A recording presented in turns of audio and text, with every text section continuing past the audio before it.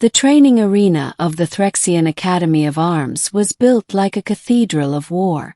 Vaulted ceilings soared over sparring rings lined with polished black metal.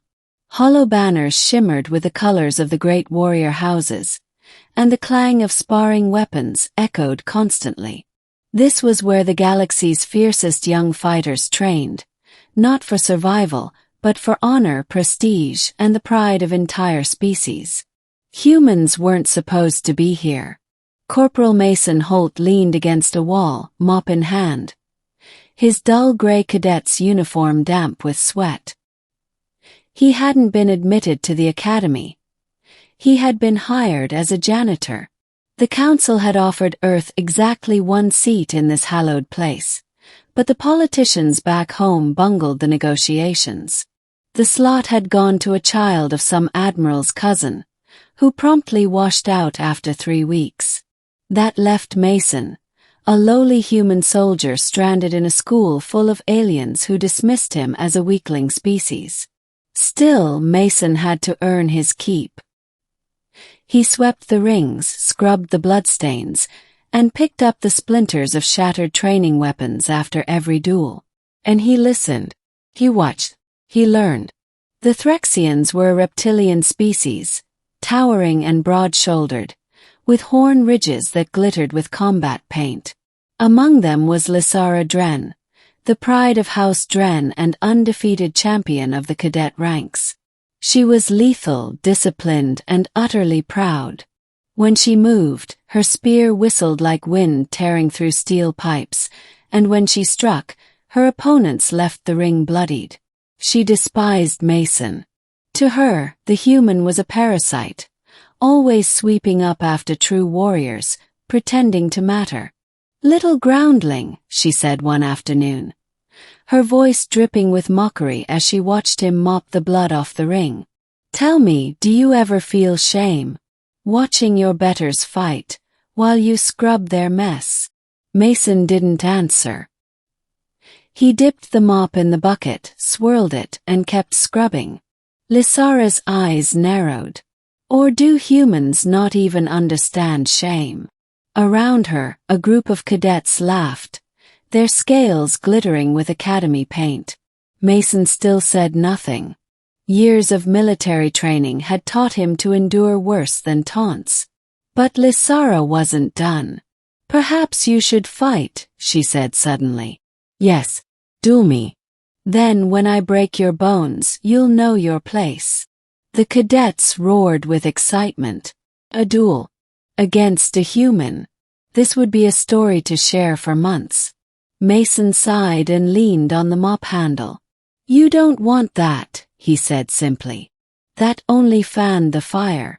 Lysara stepped closer, baring her teeth. Afraid. He looked up, finally meeting her gaze. His eyes were calm, steady, the kind of eyes that had seen war. "I don't fight children with sticks for sport," he said. The room went silent. Even the cadets stopped laughing. Lysara's pride, however, blazed like a supernova. "Then you'll fight me now," she hissed, raising her spear. Mason shook his head. "Not with that." And then, with a sharp crack, he snapped the mop in half across his knee. The sound echoed like a gunshot. He twirled the broken shaft in one hand, settling into a stance so fluid, so instinctive, that the cadets gasped. "This will do." The duel began without ceremony. Lysara lunged, her spear a blur of silver. Mason sidestepped, letting the point whistle past his ribs. He countered with a flick of the mop handle, tapping the shaft of her spear just enough to throw her momentum off. The cadets leaned forward, jaws open. Lysara roared and struck again, a sweeping slash meant to knock him sprawling. Mason ducked low, pivoted, and struck her shin with a wooden stick. She stumbled. Not hard, not brutal, just precise. Mason didn't fight like the cadets were taught. No grand flourishes, no posturing, no wasted effort. Every move was minimal, efficient, controlled. He moved like a soldier. Lysara's frustration grew. She launched a barrage of strikes, her spear cutting arcs of light through the air. Mason's mopstick blurred, deflecting, redirecting, sliding her weapon away with practiced ease. The crowd gasped again and again, every time the human made the champion of House Dren miss. Finally, with a snap of his wrist, Mason locked her spear against the floor with his broken mop. A single twist, and her weapon went clattering across the ring. Before she could react, the other half of the mop was at her throat. The room was dead silent. Mason lowered the stick and stepped back. "Lesson's over," he said quietly. Lysara stood frozen, her pride shattered more completely than her spear. Word of the duel spread through the academy like wildfire. The humans were weak. The humans were prey. Not anymore. The image of Mason with a mopstick at Lysara's throat rippled through the cadet ranks, unsettling years of prejudice. The instructors summoned him. The council representatives demanded explanations. And the cadets began to whisper. Some laughed nervously, dismissing it as luck. Others stared at Mason with wary respect. But Lysara could not forget. She sought him out later, her pride forcing her to confront him again. She found him in the maintenance corridor, polishing the very floor he'd beaten her on. "You humiliated me," she growled. Mason didn't look up. "No. I showed you."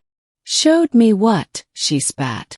"That fighting isn't about honor poses and who shouts loudest," Mason said, standing slowly. "It's about ending the fight. Quickly. Cleanly. Living to see the next day."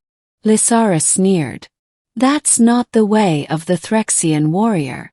"No," Mason said softly. "It's the way of a soldier." Days turned into weeks, but something had changed. Cadets began approaching Mason in secret. A Salakan with too slow reflexes. A Veari who had trouble reading opponents. Even a Threxian or two, ashamed but desperate. They asked him to teach them. And he did. Not in the grand arena, but in quiet corners, in shadowed maintenance halls, with mop handles, broomsticks, and pipes. He taught them how to grip, how to move, how to strike for efficiency instead of display. He drilled them until their bodies remembered, until they stopped wasting motion, until they understood that fighting wasn't about spectacle but survival. And slowly, their duels began to change. The cadets who had trained with Mason fought differently. Cleaner. Smarter. Deadlier. The instructors noticed. So did the council. So did Lysara. When the Academy's grand trial came, where cadets fought before warlords and commanders of the galaxy, the shift was undeniable. Those who had secretly trained under Mason dominated the matches. Even Lysara, who had swallowed her pride and asked him for guidance, fought with a new edge.